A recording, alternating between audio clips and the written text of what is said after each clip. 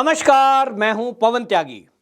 भारत के लिए बहुत बड़ी खुशखबरी है और यह बहुत बड़ी खुशखबरी यह है कि भारत की जमीन के अंदर अपार भंडार का पता लगा है और इस भंडार में लिथियम, जो कि बैटरी बनाने में प्रयोग होता है, वो पदार्थ पता लगा है और सोना और कोयले की कई जगह पता लगा है कि कई जगह ऐसा पदार्थ जो कि हमारे देश के लिए एक आर्थिक उन्नति के लिए बहुत जरूरी है। और आपको बता दें कि ये रियल मेटल कहलाने वाला मामला, रेयर मेटल जिसको बोलते हैं, रेयर मेटल, उसका पता भारतीय भूवैज्ञानिकों ने लगाया है। और जम्मू कश्मीर से जो बड़ी खबर आई है वो ये कि वहां लिथियम का 59 टन, ये एक अनुमान है कि लगभग 60 टन का अपार भंडार लिथियम का पता चला है। लिथियम आप जानते हैं कि वो मटेरियल है जो बैटरी के अंदर लगता है और जो रिचार्जेबल बैटरियां होती हैं उसमें वो यूज होता है। वो पदार्थ काफी हल्का होता है। आपके मोबाइल में आपने देखा होगा, आज के 10 साल पहले जो मोबाइल आते थे वो भारी भी होते थे और उनकी बैटरी चार्ज करो डिस्चार्ज 12-13 घंटे में हो जाती थी। आज लिथियम बैटरी है और लिथियम बैटरी हल्की भी है और चार्ज करने में आसान है, उसकी लाइफ भी ज्यादा है। तो ये बैटरियां अब गाड़ियों में इस्तेमाल हो रही है, बाइक के अंदर इस्तेमाल हो रही है। लंबी दूरी तक चलने वाली गाड़ियां एक बार चार्ज कर लिया 300-400 किलोमीटर तक गाड़ी चली गई है। तो लिथियम की मांग ज्यादा बड़ी थी और अभी तक भारत जो है चीन, या तो चीन के अलावा ऑस्ट्रेलिया, अर्जेंटीना और यूक्रेन, ऐसे देशों से इसको आयात करता था, यानी इंपोर्ट करता था। खास तौर पे जो इंपोर्टर बड़ा था वो चीन था। और अब जब हमारे यहां 60 टन ये लिथियम मिला है तो इसको समझ लीजिए कि अगले आने वाले लगभग 20-30 साल तक ये हमें अब चीन की तो कम से कम जरूरत नहीं पड़ेगी। भारत पहले ही चाह रहा था कि चीन से इंपोर्ट को हम कम करें या तो धीरे धीरे बंद करें। तो ये परमात्मा की कृपा समझिए कि ये अपार भंडार भूवैज्ञानिकों ने पता किया है। इसमें आपको बता दें कि जो ये लिथियम मिला है, इसके अलावा सोना मिला है और इसके आगे मोल्डियम मिला है, पोटाश मिला है। तो पोटाश भी मिला है और बेस मेटल मिले हैं। और ये जम्मू कश्मीर, आंध्र प्रदेश, राजस्थान, तेलंगाना, मध्य प्रदेश, ओडिशा, तमिलनाडु, छत्तीसगढ़, गुजरात, झारखंड और कर्नाटक, ऐसे राज्यों में असल में आपको बता दें खनिज मंत्रालय ने वैज्ञानिकों को यह काम सौंपा था कि भारत के अंदर ऐसे खनिज का पता लगाया जाए जो जमीनों के नीचे हैं और वो हमारे इस्तेमाल में आ सकते हैं। इसी में रिसर्च चल रही थी काफी दिनों से और वैज्ञानिक इस काम में लगे हुए थे। सब चौंक गए कि जब भाई लिथियम है वो हमारे भारत में है, क्योंकि दुनिया के कई देशों में सोने की खदान है, कोयले की खदान है और हम कोयला जो है ऑस्ट्रेलिया तक से भी निकालने का, मंगाने का काम करते हैं। तो अब इसमें यह देखा गया कि भारत के अंदर भी इसकी संभावनाएं कितनी है। अभी तक हम ये देख रहे थे कि झारखंड से कोयले की खदान वहां हम सुनते थे वहां है और वहां से कोयला काफी सालों से निकाला जा रहा है, लेकिन क्या इस तरह का कोयला भारत के अन्य राज्यों में भी है? होना तो चाहिए। तो वैज्ञानिकों ने जब इन तथ्यों की खोज की तो पाया कि लगभग भारत के 11 राज्यों में ऐसी धन संपदा जमीन के नीचे दफन है और जिसको निकाला जाए तो देश माला माल हो सकता है। एक तरफ मोदी सरकार भारत की आर्थिक उन्नति के लिए आत्मनिर्भर भारत का नारा देकर के देश के युवाओं को रोजगार देने का काम कर रही है। वहीं भारत के जो उद्योगपति हैं, जिन्होंने अपने उद्योग धंधे भारत के बाहर बना सकते थे, प्रॉब्लम की वजह से उनको फैसिलिटेट किया जा रहा है, फैसिलिटेट करके और उनको भारत के अंदर स्थापित करने के लिए मदद की जा रही है और इन्वेस्टर समिट हो रहे हैं, जिसके कारण दुनिया के देश भारत में आ रहे हैं। भारत के उद्योगपतियों को भी अनेक फील्ड में, नए नए फील्ड में इसमें उतारा जा रहा है। हमने अभी देखा है कि जैसे कि फाइटर प्लेन और हेलीकॉप्टर, ये भारत में कभी बनते नहीं थे, लेकिन HAL के साथ मिलकर उसमें अंबानी ग्रुप को साथ में सहयोगी बनाया गया और आज भारत के अंदर फाइटर प्लेन वगैरह बनाने की बात अब नया फील्ड है। इसी तरह मोबाइल मैन्युफैक्चरिंग में 150 से अधिक कंपनियों को, भारत के उद्योगपतियों को उस फील्ड में लाइसेंस दिए गए और आज भारत के अंदर जो मोबाइल बन रहे हैं भारत उनको एक्सपोर्ट कर रहा है। लेकिन इसमें जो कच्चा माल है, जैसे मोबाइल में मैंने कहा कि बैटरी लगेगी, तो लिथियम बैटरी है, वो बैटरी भी मोबाइल कंपनियों को जरूरत पड़ती है, तो लिथियम कहां से आएगा? तो साहब सबसे सस्ता तो चीन देता है, तो वहीं से मंगाना है। और मुनाफे के चक्कर में जब चीन से मंगा रहे हैं तो कहीं ना कहीं हम वहां से आयात या बिजनेस करने के लिए मजबूर हैं। और जैसे हालात चीन ने बनाए हैं, जैसा वो घुसपैठ की कोशिश लगातार कर रहा है, जैसा वो हमारे सैनिकों के साथ झड़प कर रहा है, नीति तो यह है कि चीन को बिल्कुल जो हम इंपोर्ट कर रहे हैं चीन से मिनिमम कर दिया जाए या तो बंद कर दिया जाए, और यह उसकी आर्थिक रीढ़ पर भी प्रहार है।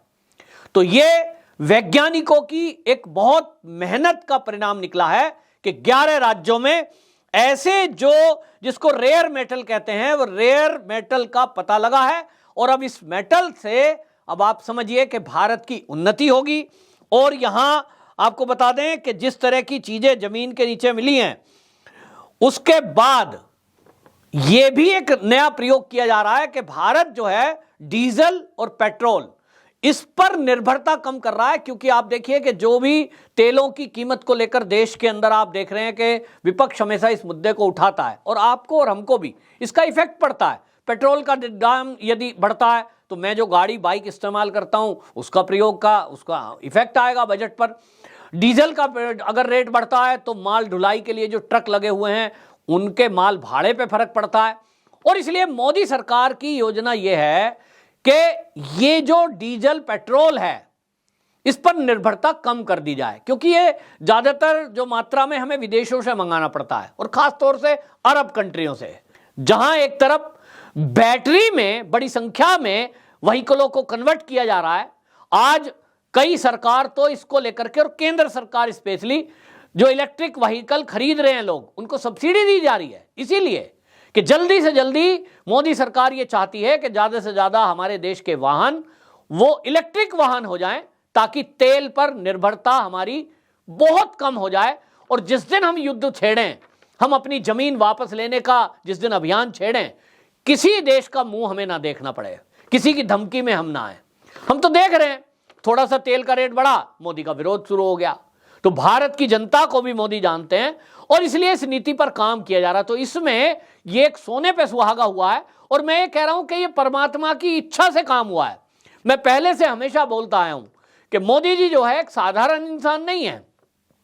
मोदी और योगी हमारे देश में राजनीति में ये अवतार पुरुष हैं, और इनको परमात्मा की कृपा से भारत की भूमि में पैदा किया गया, और इनके जरिए भारत की राजनीति इसमें सुधार किया जा रहा है। देश को विश्वगुरु बनाने के लिए काम किया जा रहा है इनके द्वारा।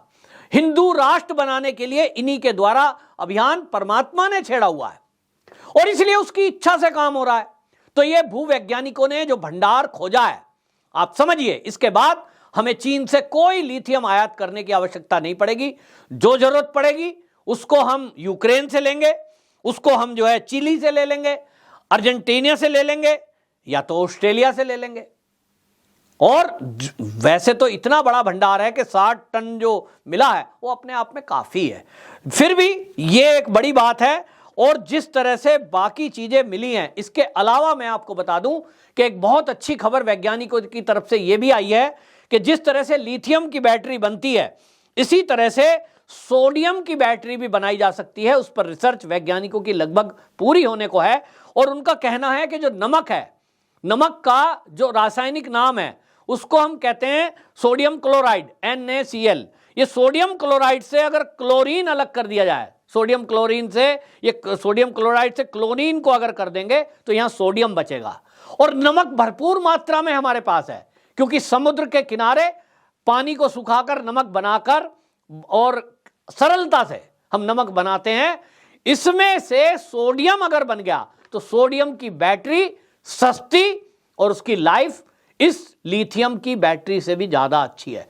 एक तरफ हमारे वैज्ञानिक उस दिशा में काम कर रहे हैं, दूसरी तरफ भारत के लिए एक और खुशखबरी आई कि भारत के वैज्ञानिकों की खोज के कारण पहली बस लॉन्च कर दी गई है जो कि हाइड्रोजन से चलेगी। और ये CSIR और वैज्ञानिकों ने मिलकर के इसका रिसर्च किया। पहली ऐसी बस चलाई गई जो कि हाइड्रोजन से चलेगी, और उसमें केवल पानी आपको पीछे से निकलता दिखाई देगा, धुआं नहीं निकलेगा। ये सबसे बड़ी एक बात है कि वो प्रदूषण शून्य और उत्सर्जन जो होता है हीट, वो भी उसमें नहीं होगी। तो ये एक बड़ा चमत्कार वैज्ञानिकों ने हमारे देश के किया है। भविष्य के लिए, भविष्य के भारत के लिए ये खबर बहुत अच्छी है और इसका श्रेय भारत के वैज्ञानिकों को जाता है। और भारत के वैज्ञानिकों को रिसर्च के लिए जो ये माहौल दिया गया, जो पैसे दिए गए, फंडिंग की गई उनकी, उसके लिए मोदी सरकार को श्रेय जाता है, क्योंकि वैज्ञानिक तो पहले भी थे। भूवैज्ञानिक ऐसा नहीं है कि कोई मोदी सरकार के आने के बाद ही आए हैं, वो पहले से हैं। लेकिन अब जो रिसर्च हुई है वो तब हुई है जब उनको संसाधन दिए गए। वैक्सीन हमारे देश में कैसे बनी? बीमारियां तो पहले भी आती थी, बाहर से मंगा लो बस। भारत का वैज्ञानिक कुछ नहीं करेगा। रिसर्च के नाम पर नाम मात्र पैसा दिया जाएगा और वो भी भ्रष्टाचार की भेंट चढ़ जाएगा। आज आप देखिए CSIR जो रिसर्च करता है, जो मेडिकल लाइन में रिसर्च हो रही है, वहां आज भ्रष्टाचार को खत्म किया जा रहा है और इसके कारण से रिसर्च हो रही है। तो वैज्ञानिकों को माहौल देना, उनकी आवश्यकता के अनुसार फंड देना, यह काम मोदी सरकार ने किया है।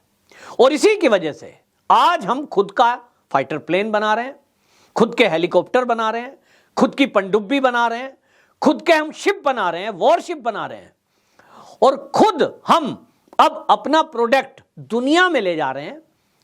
यह पहली बार हो रहा है और इसका श्रेय मोदी सरकार को जाता है।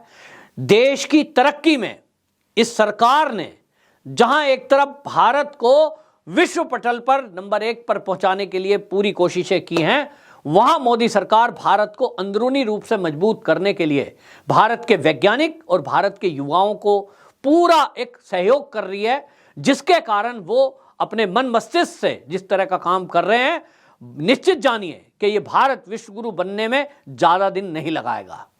यही वो कारण है।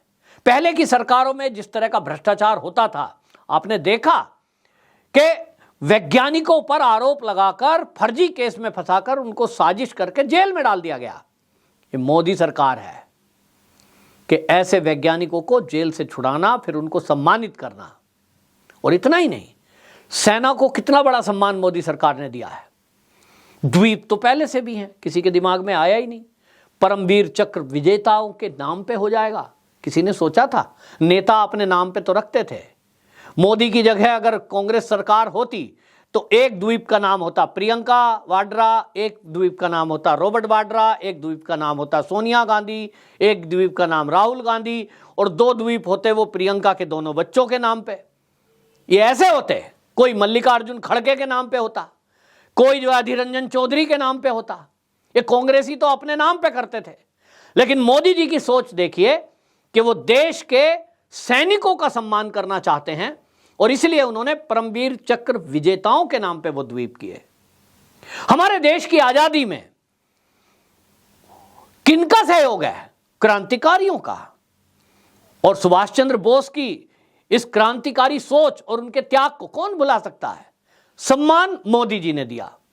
चाहे इंडिया गेट पर वो मूर्ति लगाने की बात हो, चाहे देश की संसद के अंदर की बात हो, और फिर चाहे उनके नाम पर द्वीप करने की बात हो। ये जो सोच है मोदी की, यही है जो भारत को आगे बढ़ाने का काम कर रही है। और भारत के लोगों को जब मान सम्मान मिलता है तो वो ऐसे चमत्कार और आविष्कार खुले दिल से करते हैं। बहरहाल भारत के लिए जो पॉजिटिव खबर है, ये अब इसी तरह आगे बढ़ती रहेगी और भारत एक दिन जरूर विश्व गुरु बनेगा और जो सोने की चिड़िया की संज्ञा थी भारत को मिली हुई, वापस पुनः स्थापित होगी। आपकी क्या राय है? कमेंट बॉक्स में जरूर बताएं। वंदे मातरम।